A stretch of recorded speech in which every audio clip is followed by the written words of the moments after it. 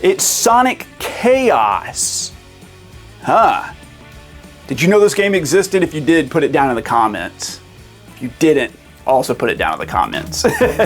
So like I said, I'm playing this on my consoleized Gamegear, which is really cool. I'm happy to have it. It outputs in HDMI. Makes it a lot easier to record this gameplay footage. This is a pseudo-sequel to Sonic 2, and it's the first Sonic game that was made just for handhelds. So here it is. I didn't know that was a thing, but it totally is. You can play as either Sonic or Tails, and it's the same as all the other 2D Sonic games. You run left and right, you collect rings, you try to find the gems of chaos, get to the end, beat the boss, move on to the next level. You try to go fast, but like always, there's a bunch of hazards and obstacles in your way to like screw up going fast. The difference in this one is if you grab 100 rings in a level, you immediately go to the bonus stage. It's not like in the other Sonics where you have to get to the end of the stage with 50 or 100 rings. And this gives you an opportunity to get like a ton of extra lives and the Chaos Emerald. I may have called it Chaos Gem earlier, I can't remember. It's Chaos Emerald. The graphics in general look pretty good for a Game Gear game. The Game Gear's 8-bit, so they did a good job with this. The other two Sonic games that came before this, they were 16-bit. I think they pulled it off pretty well. They're bright and colorful. It looks like a Sonic game. It's looking like what you would expect.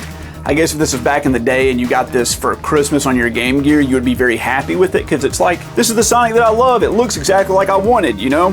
The music, on the other hand, unlike the other Sonic games, is nothing to write home about.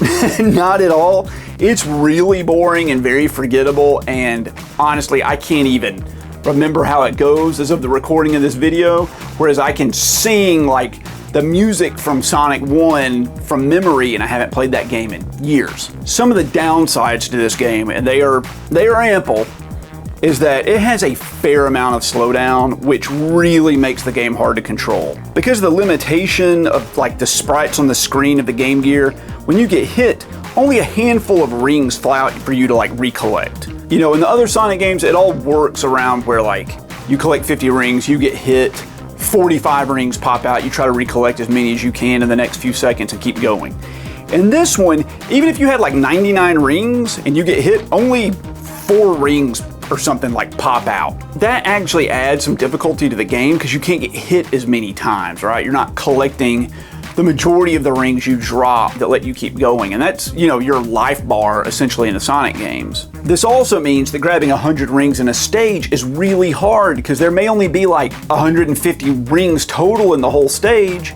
And if you're at like 98 and you get hit and you can only recollect like 4 or 5 of them, then there aren't enough rings left in the stage for you to get to the bonus level and collect the Chaos Emerald, which is like the whole point of the game. Which means you basically have to play through each level without getting hit. And I don't want to do that. No one wants to do that. Sadly, also, the levels are just really boring and not much fun.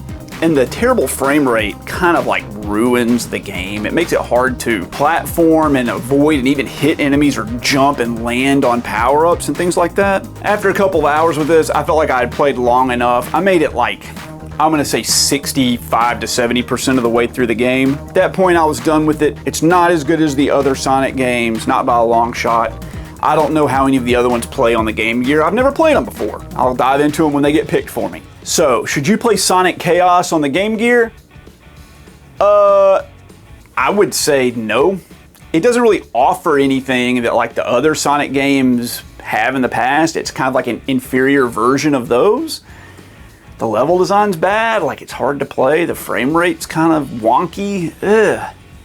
It's a 5 out of 10. It's pretty mediocre. It's pretty mediocre. That's a bummer. I wanted it to be good. I'm still waiting on playing like a Sonic game that just blows my mind.